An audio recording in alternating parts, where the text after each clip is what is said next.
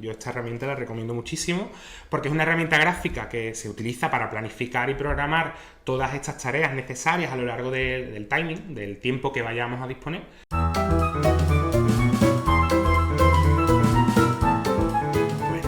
El protocolo. Se podría decir que el protocolo en verdad siempre ha estado con nosotros, es decir, nace con el propio ser humano y está al servicio del hombre. Aunque lo primero que podemos encontrar escrito sobre el protocolo pues lo podemos observar en el Código Hammurabi.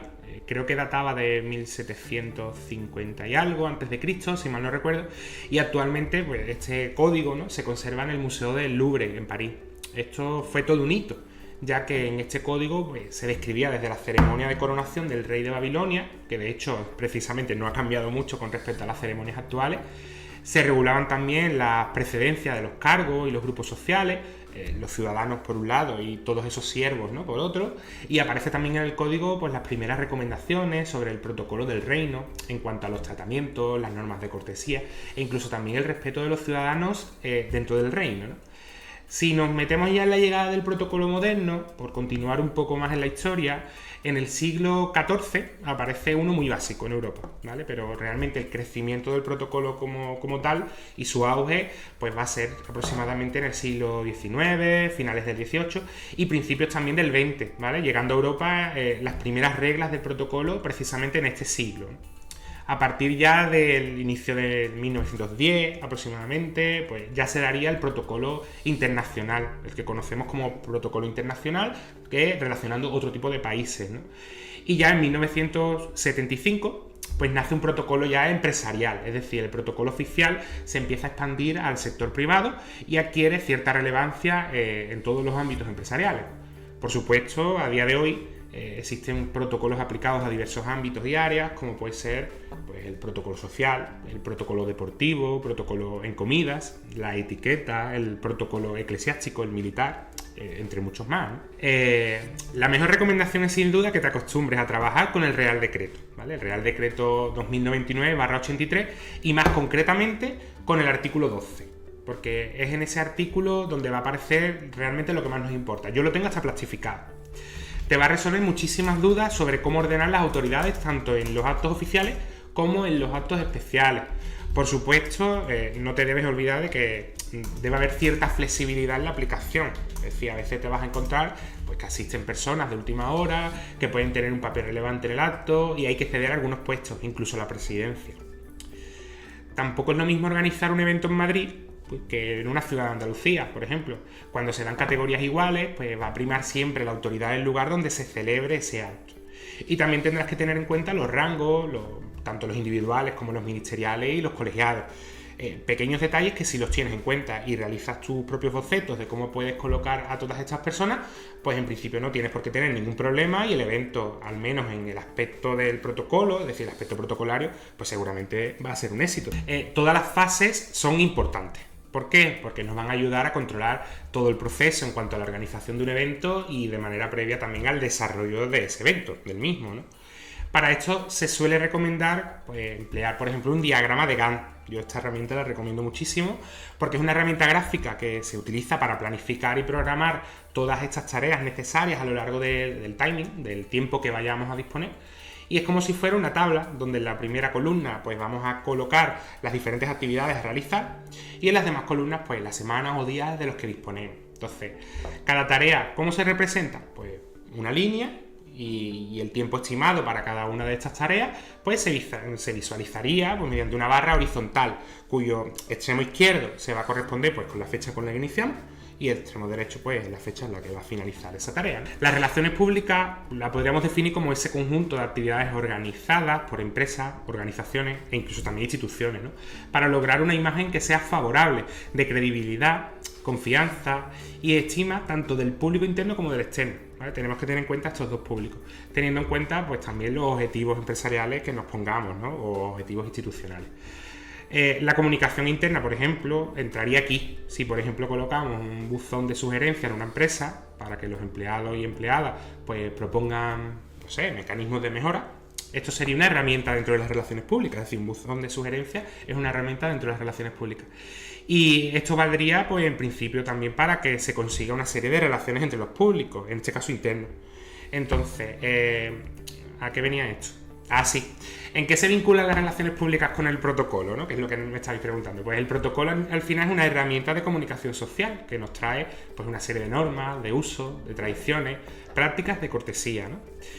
Como es una disciplina que regula el comportamiento humano y estas relaciones, no es de extrañar que la comunicación protocolaria pues, vaya incluida dentro de las relaciones públicas como un elemento fundamental. Entonces, ¿a qué conclusión llegamos? Pues que el protocolo lo podríamos ubicar dentro de las relaciones públicas.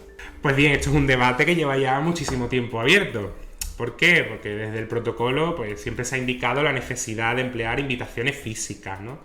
Como vais a ver, de hecho, en el temario, a los que lo estáis ya mirando, echándole un vistacillo o lo estáis estudiando, pues se pueden utilizar tanto cartas personalizadas, hasta envío de tarjetones, dípticos, incluso se aboga muchas veces por el empleo de la llamada telefónica, para esos casos de una personalización al máximo.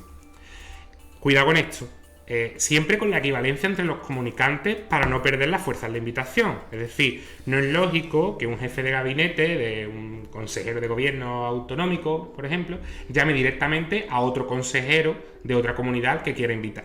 En este caso, o una de dos, o habla el consejero con el otro consejero directamente, o el jefe de gabinete tiene que hablar o ponerse en contacto por teléfono con su homólogo en la otra comunidad autónoma, es decir, jefe de gabinete con otro jefe de gabinete o similar, ¿vale?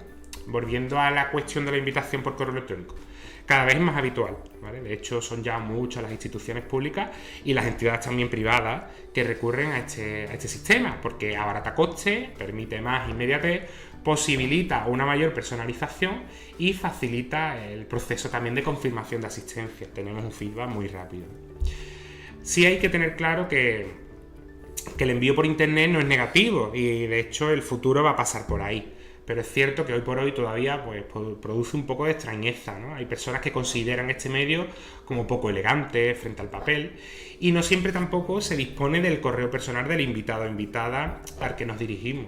De hecho, en ocasiones nos vamos a encontrar que va a llegar la convocatoria directamente al interesado, pero a través de su secretaria o secretario, ¿no? Entonces, ¿qué ocurre? Que en este sentido pues, nos podemos encontrar con una circunstancia, una complejidad, ¿no? Y de hecho también con la gran cantidad de spam que nos podemos encontrar a día de hoy en una bandeja de correo electrónico, ¿no? En la bandeja de entrada. Recibir una invitación por email pues, puede transmitir también cierta desconfianza y es probable hasta que el receptor lo elimine ese email antes incluso de abrirlo, ¿vale? El sistema francés es el más utilizado internacionalmente. En él situaríamos el anfitrión o persona de mayor rango o categoría en el centro, ¿vale? En uno de los dos lados de la mesa, frente a la puerta, ¿vale? Recordad que este primer puesto estará de espaldas siempre a lo que es la pared principal de la sala o ventana y frente a la puerta, es decir, nunca dando la espalda a la puerta.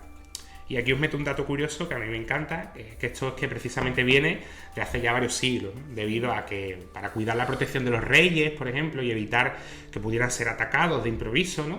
Por la espalda, pues nunca se le ponía de espalda precisamente a las zonas de acceso. Entendemos que a esto pues, se ha ido trasladando hasta llegar a nuestros días como una regla a tener en cuenta al sentar la presidencia a la mesa, ¿no?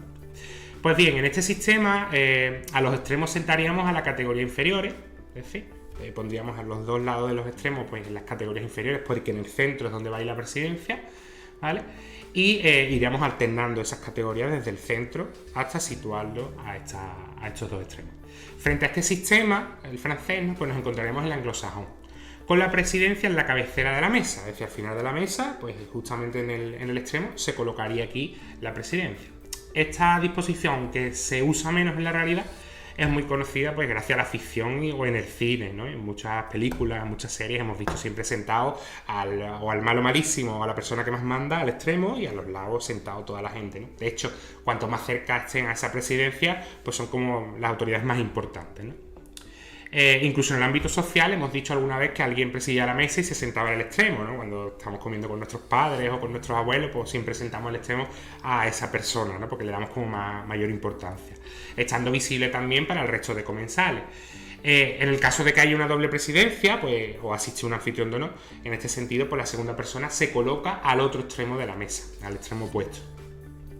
En este sistema los invitados de menor categoría pues, se sienten más cómodos e integrados al quedar ubicado precisamente en el centro, ¿vale? De los dos lados más anchos, es decir, los dos laterales anchos de la mesa, pues ahí se situarían estas personas de menor rango, ¿no? Con este sistema la conversación está más repartida, ¿vale? Ya que van a asistir 2 centros cercanos, digamos, a esas 2 presidencias. Y aunque tiene estas ventajas, el principal inconveniente es que se divide la conversación en dos partes, ¿no? Y el invitado de honor se encuentra pues muy alejado del anfitrión o anfitriona para charlar. Es decir, quizás teniendo en cuenta estos aspectos, pues es posible que nos interese más el sistema francés, el primero que hemos comentado. Aunque el impacto visual que tiene el anglosajón es muy interesante para algunos casos, para algunos eventos. A mí, por ejemplo, personalmente me gusta mucho, pero es cierto que la mayoría de los eventos que he organizado, el que más he solido utilizar, ¿no? Al menos el que más he visto que se ha utilizado, es el francés.